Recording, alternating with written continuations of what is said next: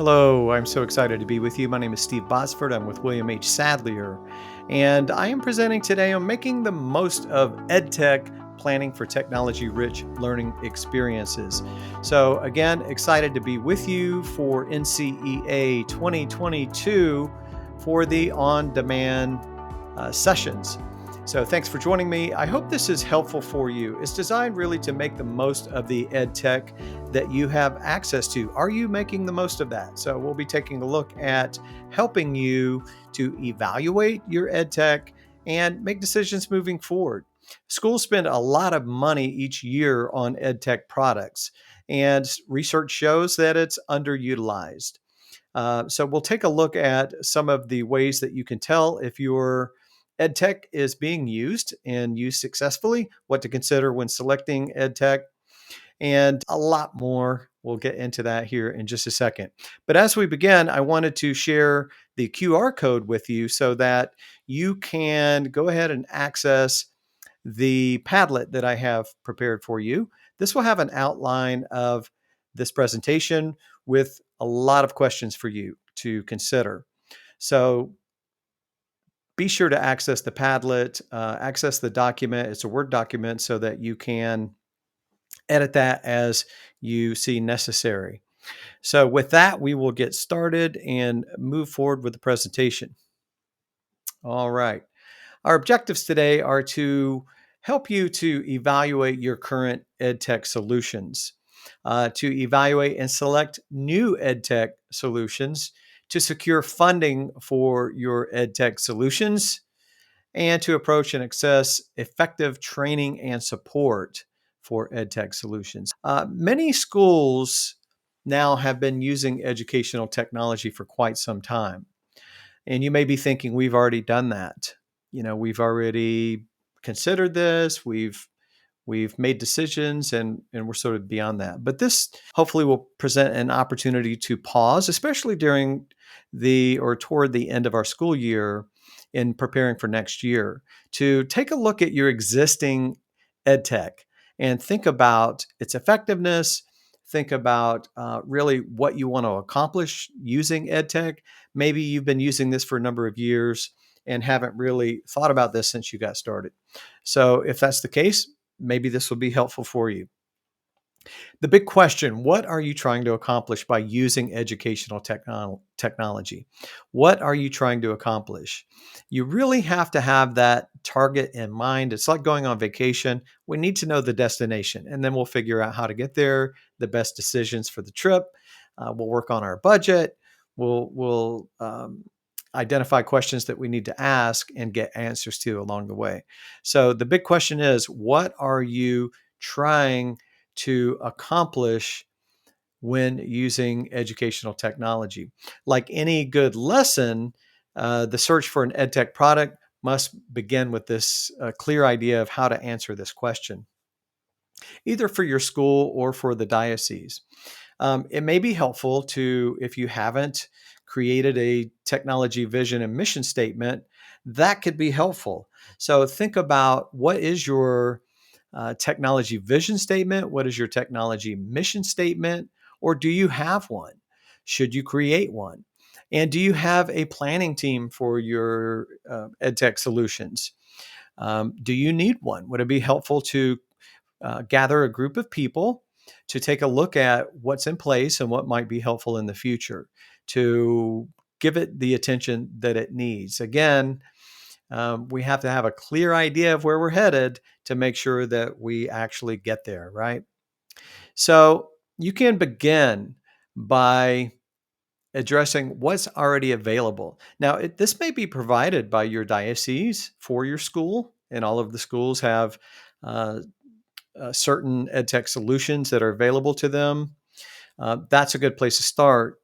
Think about what's being used in your school and what are individual teachers using already. So make a list of everything that you have available to you. And then ask the questions, what are teachers finding really effective? And we don't necessarily use EdTech for the same solution. There are specific technologies that can be used for specific applications. So we're going to look at a range of EdTech applications in just a second. But the point being that identify what's already available to you and put that on a list because we're going to evaluate that shortly. Okay, so you can pause the video and make that list and come back if you like, or you can bring this to your technology team to begin to identify the answers to this. Also, you want to ask what problem or problems are you trying to solve?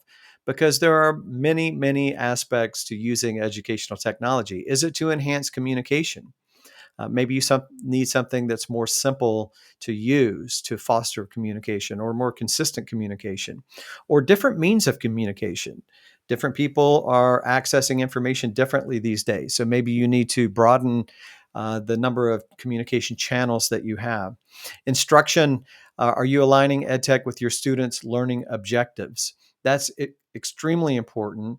We know that we do not use educational technologies just simply for the sake of using technology, that it has a specific purpose. And often for instruction, we find we can use specific softwares or programs or applications for specific goals.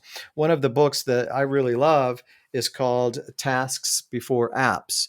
And this is a book written by Dr. Monica Burns that really helps to call to mind that we need to be selecting EdTech solutions that solve specific issues when it comes to teaching certain concepts or certain ways. So before you select an app and then try to apply it to a task, think about what is the task at hand and what technology solution would be the best answer to address that need. Also, engagement. Maybe you want to use technology more for engagement. We know that every student that comes to us has grown up with the internet, with devices such as smartphones, tablets, and computers. They've had Wi Fi. They're technology savvy, right? So they are used to looking at screens. And I know we are concerned about screen time and we want to try to reduce that. One thing to consider might be that they have a lot of personal screen time where they're playing games or they're using social media, and that might not be contributing to their education or spirituality. So, in my mind, if we're using technology to engage them and we're providing something that's beneficial for them educationally or spiritually, that's a great reason to use technology. And maybe they need to consider limiting some of the entertainment value of technology. Also, grading, this can be using technology for grading can save a lot of time. It can simplify the distribution process of a particular formative or summative assessment. It can collect scores for you all in a single place, which leads us to grading. Reporting. Reporting gives you quick access to scores that are already collected, maybe in grading. The assessment is already scoring this for you, and you simply just have to pull up a report to monitor progress and share feedback. So this can compile a lot of information very quickly and very easily. So what are you trying to solve by using educational technology? Also consider who will be using this. Often we think about the teacher or the student, but administrators are using these types of solutions as well as parents. So when you're considering a particular application, either something that you already have or something that you're thinking about using, think about all those who will be using this and the implications involved. What sort of training will they require? How much time will it take to learn how to use it? What sort of support will you need when people do have questions? This is all very important to keep in mind as you are considering your EdTech. And so let's talk about, are your current EdTech products effective? This is really geared toward what you currently have and may or may not be using. So this is important because just like we clean the classrooms before the beginning of the year, or more frequently now because of the pandemic, A school's digital inventory should get a good cleaning periodically. And this is a good time of year to do it. We're going to go in, we're going to scrub it down, we're going to look at it closely, and we're going to make determinations based on what we find. So, one big question is, are the current EdTech products being underutilized? Because we hear often that we do have access to technologies, but we're not always using them. Um, so, how can we do that? We can use internal reports. A lot of the software programs will provide statistics on how much the product is being used, or what types of resources are being used, or who's logging in, and how much time they're spending on this particular platform. You can check your unused product licenses. So, again, the platform may allow you insight as to how many licenses were purchased this year and how many were actually claimed. So if you've got 100 licenses and 80 of them are not claimed or not being used, then you know that this program is being underutilized across the board. Maybe those 20 are using it very well, so we can decide, is this something worth keeping and teaching people to use this, or is this something that's really not helping us? So, those are a few ideas about evaluating your current EdTech products. Statistics show that about 95% of teachers report using digital tools with students in their classrooms, with teachers using about 5 tools on average. So, you may be using more or less, but the reality is that um, we don't want to overcomplicate things by using dozens of different applications. So the trend is that teachers are settling in with about 5 or so technologies that they're using, which means that we want to be very discriminating when it comes to which ones we select. Okay, so let's keep going. What about evaluating new products? So, as a teacher, you need to find answers to some of these questions before anything. So, you can ask, has anyone used this product before? I heard about this, I read about it, someone told me about this, but who in my school or in my diocese is using this? And what sort of results did you get from this? That's a great question to ask. We want to hear the personal experience of someone who's interacted with this. Now, there's two ways to get information about products and educational products specifically. One is by the creator of the product, um, and we're going to hear a lot about benefits. And the other is from those who are using the product. So, does that feedback, show consistency with what you hear from the marketing materials? Or are there some issues that were uncovered that were shared with you?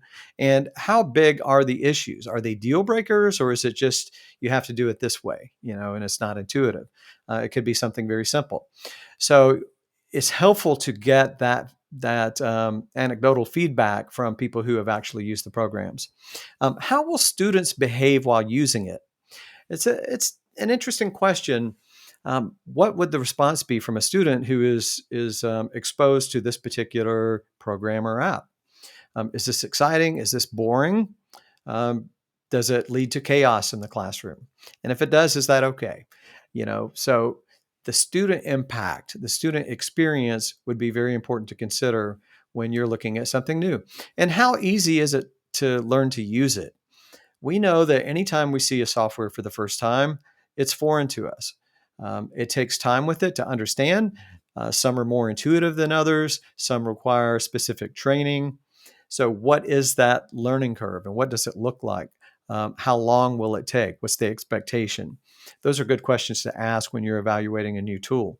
Also, will it make your life easier in any aspect? Is it easier to teach? Is it easier to grade? Is it easier to to score? Is it easier to see reporting on? Is it more effective when you're teaching? Do students seem to learn better by using it? Um, all of those questions really will help you to evaluate new tools. Is it compatible with any other platforms that you have? So maybe you have a learning management system or you're using Google Classroom. Will it integrate? Does it offer single sign on? You know, um, can students easily access this? Does it offer grade sync? A lot of good questions when you're thinking about digital tools because they may be on the diocesan level, they may be a school level, or they may simply just be for a classroom use for a specific lesson or teaching. All right. And how accessible is this tool? I mentioned, can students access it easily? Is it easy for you to access? And does it offer accessibility for your students with special needs? Good questions to ask. Also, does this decrease your workload? Does it make life easier for you? Does it help you to collaborate with colleagues or students? Um, does it help you to communicate with your staff or share information? And does it support families? Does it support education at home if you want parents to be able to look into the progress that their child is making? Does it help you perform your daily tasks as a teacher or an administrator? Another question: is there anything that this tool is might do for you that would encourage you to use it? In other words, something that's not happening now that if you use this tool, it would make life better. It would be exciting for you or your students. It would be supportive of the families. It would support administration with their interests. So um, other good questions. Also, when we're talking about EdTech, we're not specifically speaking of software. So this could be hardware. And so when you're evaluating educational technology, either for the future or your existing technology, think about the hardware that it requires to use a software, or is your hardware in good shape? What is the battery life? Do you have charging stations? What about storage? All of those types of questions, logistical questions, malware. How will you protect against that? Is it something that is you're using it on their platform, or is it going to be hosted on your network? So, kind of big questions, but important questions to ask. There are over 7,000 educational technology products on the market today, and there are educational startups that are coming out every year. So it's really important, if you're a decision maker, to think about these questions before you commit to a purchase. Make sure that you're understanding exactly what this offers, how it's going to work, what the implications are. So do your homework. Once you've done the initial work, then you can see how the technology licenses and use can positively impact your school, your community, your faculty, etc., your students. All right, so that's evaluating your new products. Um, Once you have made some decisions and you think, there are some new EdTech solutions that we would be interested in using. One thing you can do is to share the product details with your administration. Maybe you are the administration, share that with your teachers. Make sure you're not making decisions in isolation. Let's come together and look at all of the interests of the key stakeholders and how they may impact them, and listen to that information. But whatever's being proposed, make sure that you understand what the product is, how it will benefit you, what the potential costs are, what the potential benefits are, and what levels of training and support that you'll need with that product.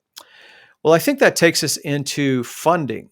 So let's take a look at how will we fund um, our new EdTech solutions, because we know that it all comes down to the bottom line, that we have to consult the budget and we have to make sure that we can afford to use new products. So you want to get a sense of what the overall budget might be for your technology, for the whether it's for instructional or if it's more administrative use, whatever it is. The funding can come from a variety of sources. Um, if you've evaluated your current technologies and you found that any of them are really underutilized and you do not want to continue using them, that may, by ending those licenses, it may free up money for new EdTech solutions. So keep that in mind when you're considering your funding. Also, grants are available. So look for federal and state grants. Maybe you have someone on staff or at the diocese who is great at grant writing. Um, that would be an opportunity for you to say, I have this idea in mind, this initiative. It requires a software.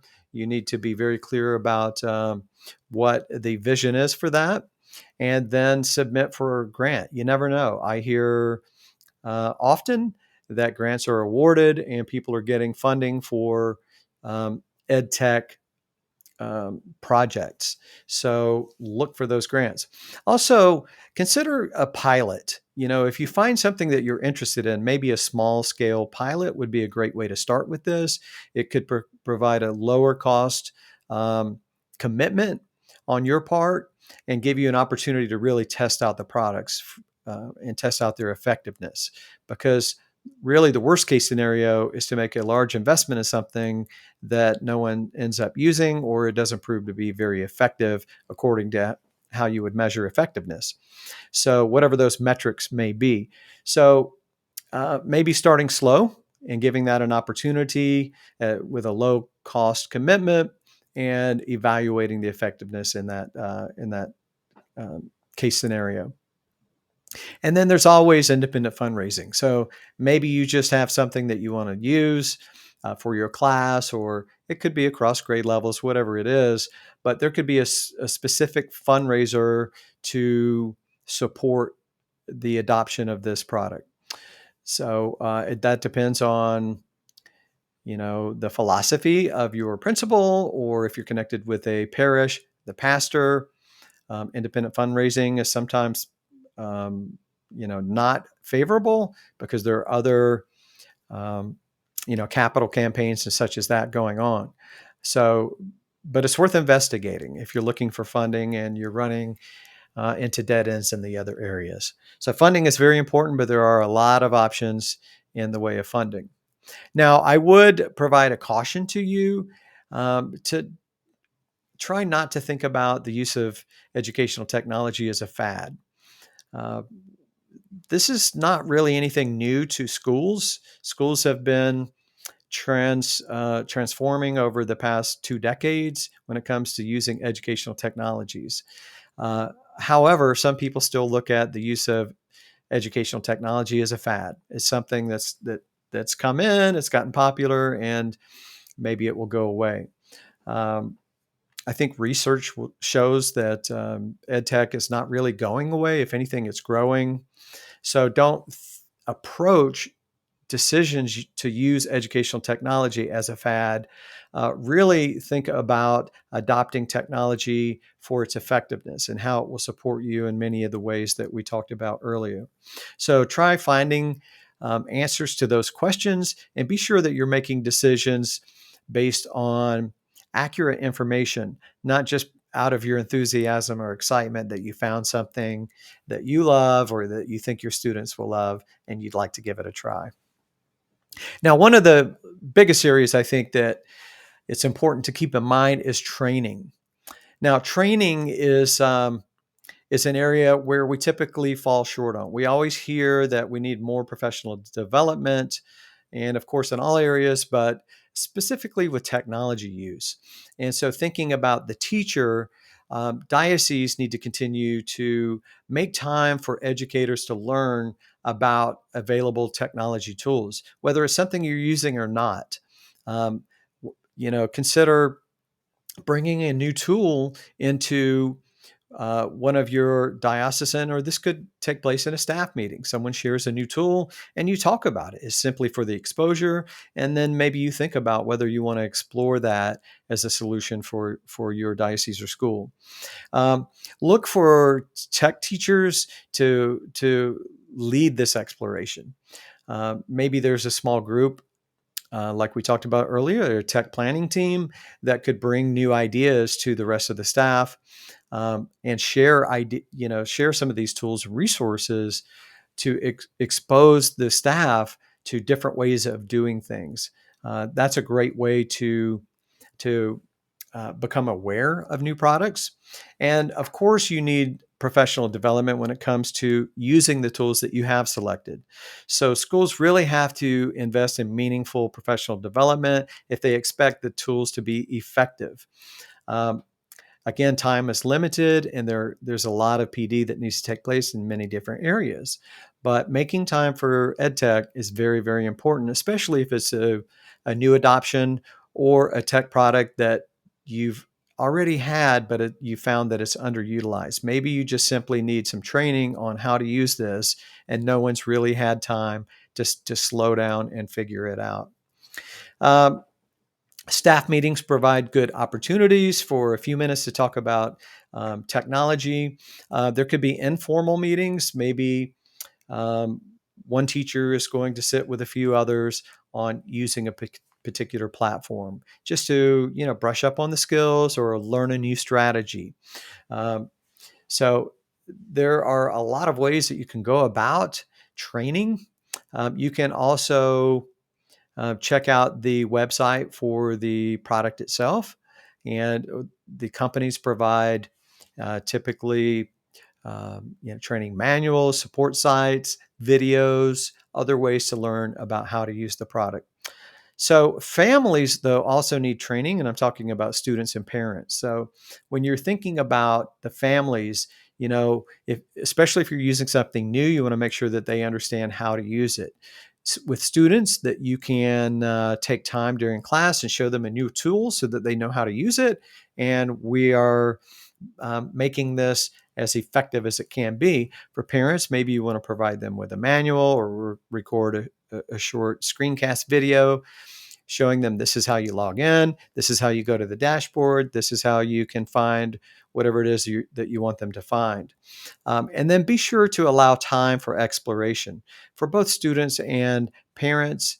Maybe giving them that task list. Now that we've shown you how to do this, we want you to log in, we want you to find the dashboard or whatever, and either complete a practice assignment and submit it so that we know that you know how to do this, or send us a message.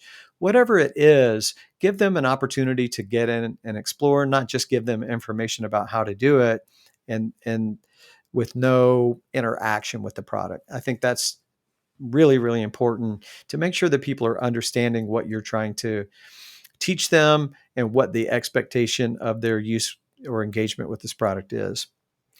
Finally, once you're using this, occasionally you need support. So never be afraid to ask for help. We get frustrated when our students don't raise their hand and say, I have a question.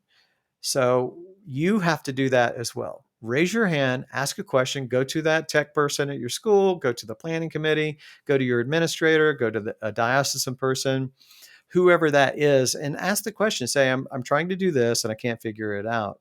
You can also go to Reddit, or you can go to Twitter for additional information. You can follow educators who share reviews on certain tech products. You can call the customer service for the product itself and ask them, how do I do this? I'm having a problem. You can ask them about training opportunities or what types of support they offer. Be sure to share your feedback with them. I think it'd be easier if I just was able to do it this way, because the companies are looking to make their products the best they can be. So always share your feedback. And then, as always, check out NCEA for support. NCEA offers podcasts, webinars, conferences like this. So continue your professional development, training, and support through the variety of resources that NCEA offers. There we go.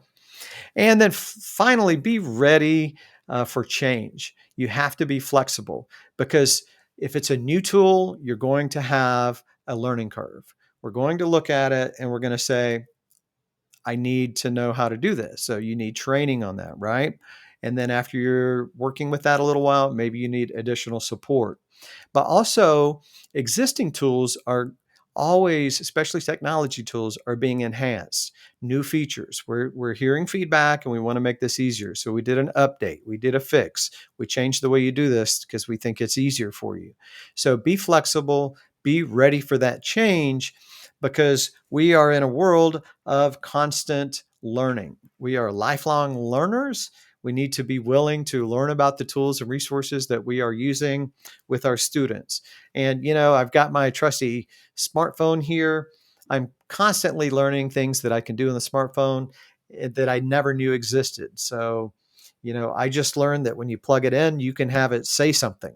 So that can be a fun way to play a prank on a colleague, or maybe you just want to hear the phone say, I just was plugged in. Whatever it is, it's amazing how much the technology tools can do. Now, that's not going to help you in your class, but the point being that there's always something new to learn with our EdTech products. So, wrapping up, I want to thank you for taking time to join me. I hope this has been helpful. Go back to the Padlet and access the outline with all of the questions for you or your team to be able to evaluate your existing and new EdTech products. And hopefully this has been helpful for you. So thank you to NCEA for the opportunity. Thank you to Sadlier for sponsoring this. Again, my name is Steve Bosford. I'm the Senior Director of Digital Catechesis with William H. Sadlier. I work mainly with the religion products. And just want to mention that we have a new support for you. It's called Catechist Stream. So look for Catechist Stream on catechiststream.com. And this is a free weekly live stream to support catechists in their role to share and promote the good news of Jesus Christ. So check it out at catechiststream.com. Have a great conference. Thank you again for joining me. Take care and God bless you.